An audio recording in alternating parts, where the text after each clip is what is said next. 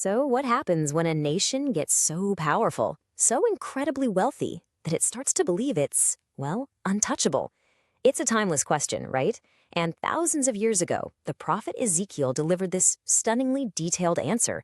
So let's dive in and explore this ancient and profound warning against the dangers of national pride. All right, we're going to start with the ancient maritime superpower, Tyre. This was a city whose immense wealth and total dominance over trade made it seem absolutely invincible. Its fate, as prophesied here, serves as our first and maybe most vivid case study on what happens when arrogance takes over. Now, the crucial point here isn't just about Tyre's wealth.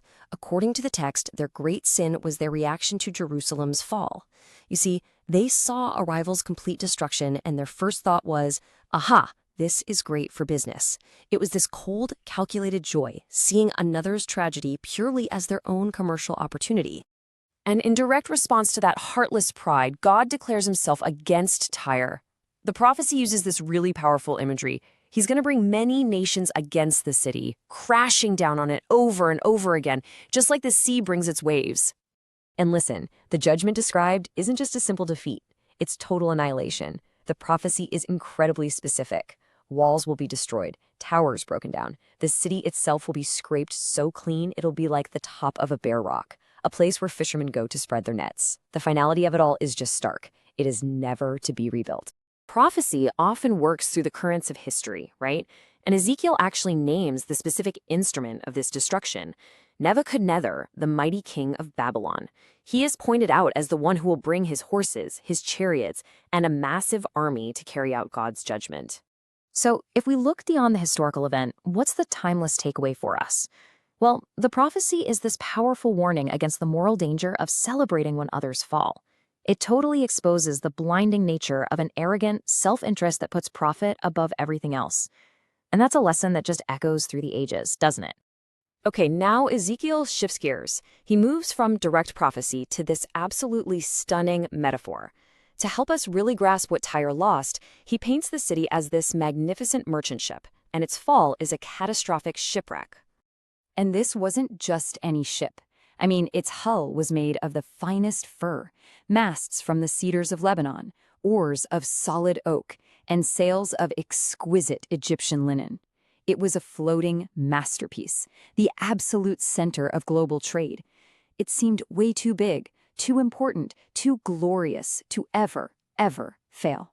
And then, impact. After building up this towering image of an unsinkable vessel, the prophecy delivers the devastating punchline. At the very height of its glory, out in the open waters, a sudden east wind just shatters the ship. It's this image of a sudden, total, and complete economic collapse, one that you just don't recover from. You know, the fall of a global economic powerhouse like this sends shock waves through the entire system. The prophecy says that kings and merchants all across the world will be horrified. They're going to look at the wreckage of this once great city and be utterly astonished, mourning the sudden and shocking end of what they thought was a permanent fixture of their world. So, we've seen the city's economic collapse. Now, the prophecy drills down to the spiritual rot at its very core, the supreme, almost unbelievable arrogance of its leader. Just look at the claim being made here.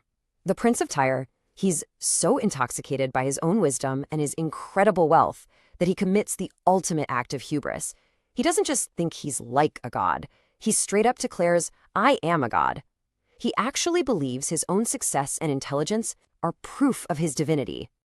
Now, this chapter is really interesting because it talks about two different figures. First, there's the human Prince of Tyre, whose wealth leads him to think he's a god, but who will ultimately die a normal, mortal death. But then, the prophecy shifts into this lament for a symbolic king of Tyre. This figure is described in these grander, almost mythic terms, like a perfect being in Eden whose wisdom was corrupted by his own splendor before being cast out. It's a really striking parallel for the origin of pride itself. And this illustrates the ultimate contrast perfectly. The chapter ends by pivoting away from Tyre's permanent fall to God's promise to one day gather and restore the house of Israel. So while the proud are brought low, God remains faithful to his covenant people, offering them a future and a real hope. The prophetic lens now zooms out to show that this principle isn't just about Tyre. The focus turns to the other regional superpower, Egypt. And the message is crystal clear. The judgment against pride is universal. Egypt's lifeblood was the Nile, and its king, Pharaoh, is pictured as this great dragon, a massive crocodile just resting in its waters. And notice his claim. It sounds remarkably similar to Tyre's, doesn't it? My river is my own, and I have made it for myself. He takes personal credit for the very source of his nation's life and power. The judgment here is laid out step by step. The dragon will be dragged from his river, the land will face 40 years of desolation, and its people will be scattered. And even when they finally return, it will be as a base kingdom, permanently diminished, a shadow of its former glory, never again to be a dominant world power. And here is a fascinating little twist in the geopolitical story. Remember Nebuchadnezzar's long, grueling siege against Tyre? Well, the text says his army got no wages for that difficult job. So God declares he will give them the nation of Egypt as their payment. It's a stark picture of nations being moved around like pieces on a divine chessboard. Okay, we now arrive at the climax of these prophecies. This chapter describes the violent execution of God's judgment, not just on Egypt, but on all of its allies. The theme here is the unstoppable advance of the Lord's sword. The prophecy speaks of a cloudy day, a time of doom for the nations. It's described as the day of the Lord, a period of terror and pain when judgment falls swiftly and the sword of the Lord comes down upon Egypt and its allies, from Ethiopia all the way to Libya. This image right here brilliantly illustrates who is truly in control. God says he has broken one of Pharaoh's arms and will break the other one too, causing the sword to just fall from his hand. At the same time, he will strengthen the arms of the king of Babylon, and he'll place his own sword in Babylon's hand to execute judgment. It's such a powerful metaphor for divine sovereignty over all world events.